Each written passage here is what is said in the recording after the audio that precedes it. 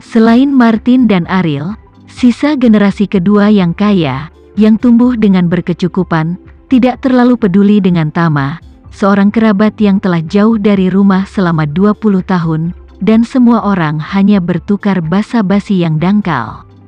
Melihat bahwa Tama dan semua orang telah bertemu satu persatu, Maherenza melihat waktu dan berkata dengan riang, "Untung Tama telah kembali, ayo masuk dan duduk. Mari kita semua mengejar ketertinggalan bersama, waktunya akan tiba nanti, dan kerabat harus datang untuk memberi penghormatan." Melihat bahwa lelaki tua itu menginstruksikan, semua orang pindah bersama ke aula utama villa keluarga Renza. Sofia telah mengikuti sisi Martin dan ingin mencari kesempatan untuk berkomunikasi dengan Tama sendirian, tetapi melihat situasi saat ini tidak mungkin, jadi dia harus menyerah untuk saat ini. Saat ini, aula utama villa keluarga Renza. Aula utama besar di tengah villa, telah sesuai dengan pelatihan leluhur, dengan sejumlah kursi kayu huang huali, ditata berbentuk kipas. Di tengah kipas, adalah kursi orang tua, dan di kedua sisi kursi, ada lebih dari 10 kursi. Ini adalah kursi dari anggota langsung keluarga Renza. Di sekeliling kipas angin, ada ratusan kursi lipat sederhana yang tertata rapi. Ini adalah kursi yang disiapkan untuk kerabat asing. Maherenza menarik Tama ke kursi utama, menunjuk langsung ke sisi kanan, dan berkata kepadanya, "Tama, jika ayahmu masih hidup, dia yang duduk di sebelah kananku akan menjadi miliknya.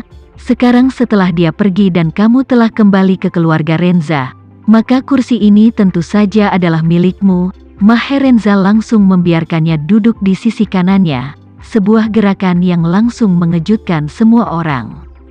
Karena menurut aturan, beberapa saat kemudian kerabat asing datang untuk memberi hormat. Lelaki tua itu duduk di kursi utama, putra tertua duduk di kursi kiri bawah, putra kedua duduk di kursi kanan bawah. Generasi putra kiri dan kanan duduk di sebelah, sebelum giliran generasi cucu. Setelah cucu juga duduk, anak perempuan dan cucu perempuan kemudian duduk bersebelahan di sisi terluar. Sedangkan untuk cucu dan cucu, orang yang bermarga asing tidak diperbolehkan ikut, sehingga suami dan anak Cynthia dan Layla tidak ikut. Karena Cahya Renza, yang merupakan putra kedua, telah meninggal, tempatnya, menurut aturan lama, harus diserahkan kepada putra ketiga Yuri untuk duduk. 12 tahun yang lalu pada upacara leluhur terakhir, Yuri Renza memang menggantikan tempat Cahya Renza. Namun, kali ini, Maherenza tidak memberi Yuri kesempatan. Andre merasa bahwa lelaki tua itu terlalu menyukai Tama, jadi dia tidak bisa menahan diri untuk tidak berkata, "Ayah, Tama baru saja kembali, aku mengerti bahwa kamu merasa kasihan padanya, tapi aturan ini tidak bisa diubah begitu saja. Karena Cahya Renza tidak ada lagi di sini, kursi ini harus diambil oleh Yuri. Tama harus duduk dengan sepupunya Martin." Hati Yuri Renza sedikit lega. Melihat bahwa Tama akan menggantikannya, hatinya sangat tidak senang. Tetapi dia tidak berani membuka mulutnya untuk berdebat dengan lelaki tua itu, jadi ada baiknya dia meminta kakak laki-lakinya untuk berdiri dan mengatakan sesuatu yang adil untuknya. Maherenza mencemooh kata-kata Andre dan berkata dengan acuh tak acuh, "Aturan dibuat oleh orang-orang. Saya adalah kepala keluarga Renza, jadi saya bisa mengatur apapun yang saya mau." Setelah mengatakan itu, dia menatap Tama dan berkata tanpa ragu, "Tama, kamu duduk di sini." Tama, tentu saja, tidak punya pendapat. Sekarang, dia tidak hanya akan duduk di sebelah Andy Renza, tetapi dalam waktu dekat, dia akan menggantikan Andy Renza dan duduk di kursi yang tepat dari orang tua itu. Karena itu, pelanggaran hari ini terhadap paman tertua dan paman ketiga hanyalah hidangan pembuka. Suatu hari, dia akan menyinggung semua anggota keluarga Renza. Tapi dia tidak peduli, seperti kata pepatah, memakai mahkota harus menanggung beratnya. Dia ingin keluarga Renza tunduk, dia harus terlebih dahulu menyinggung keluarga Renza. Lalu, barulah bau amarah mereka, satu persatu menguasai yang tunduk. Untuk membuat mereka belajar membungkuk, belajar menekuk lutut, belajar tunduk. Baru setelah itu, dia bisa duduk kokoh di posisi kepala keluarga Renza. Jadi, dia tersenyum tipis dan berkata tanpa berpikir, "Oke. Kalau begitu aku akan duduk di sini." Setelah mengatakan itu, dia langsung duduk di kursi di sebelah kepala keluarga.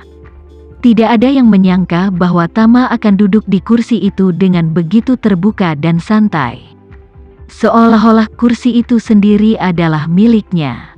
Yuri Renza, yang kursinya dirampok, sangat marah hingga wajahnya berubah menjadi hijau.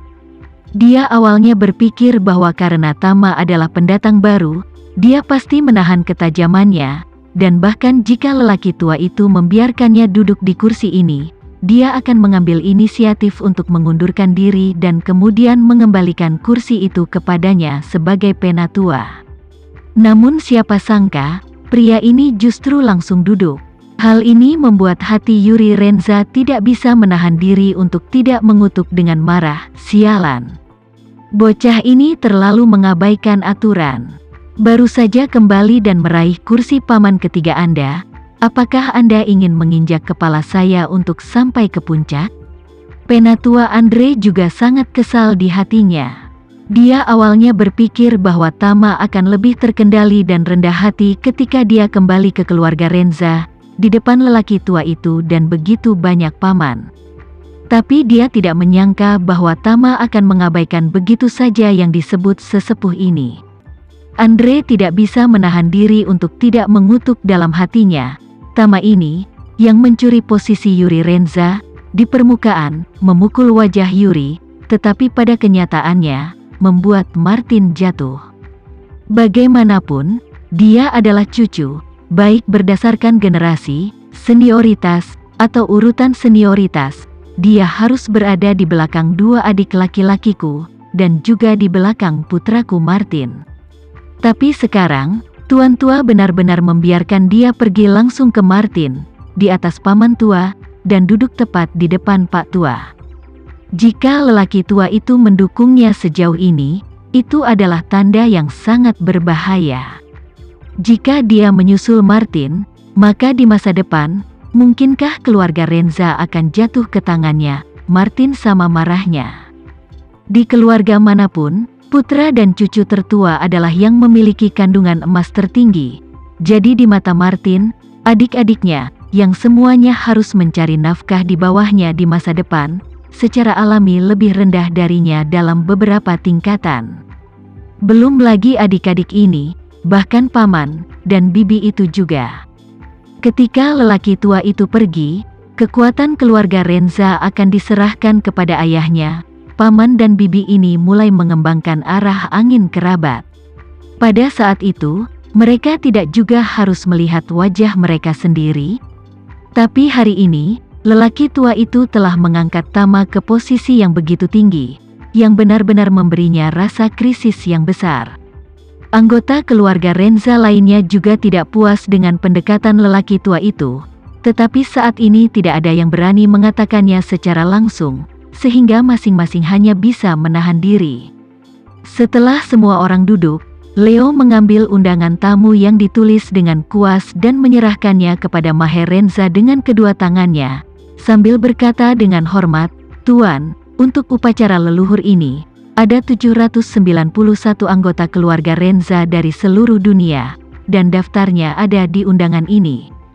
"Bagus," Maher Renza mengangguk puas dan berkata, "Fakta bahwa begitu banyak anggota cabang keluarga dapat datang membuktikan bahwa mereka tidak melupakan akar mereka."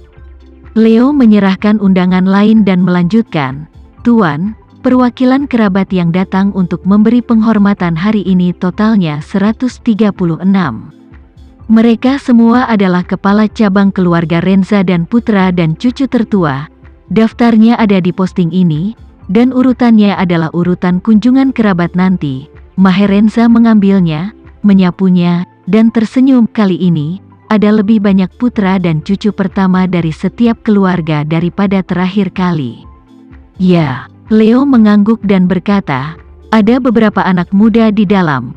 Semuanya berusia sekitar 16 hingga 25 tahun. Terakhir kali ketika upacara pemujaan leluhur diadakan, mereka masih anak-anak, jadi mereka tidak datang ke pemujaan." Melayani, Mahe Renza mengangguk dan berkata sambil tersenyum, "Keluarga Renza kami berkembang pesat dan telah menyebarkan cabangnya ke seluruh negeri dan dunia." Leo berkata, "Itu wajar." Sekian dulu ya video kali ini, kita lanjutkan lagi videonya di lain waktu. Oh iya, bagaimana menurut kalian? Semoga bisa sedikit menghibur kalian semua. Untuk teman-teman yang baru nonton, jangan lupa subscribe ya, hehehe. Dan kalau teman-teman ada yang ingin gabung langganan, bisa langsung gabung saja untuk dapat fitur yang menarik dan sedikit membantu Mimin. Terima kasih banyak sudah menonton, sampai jumpa lagi, bye bye bye.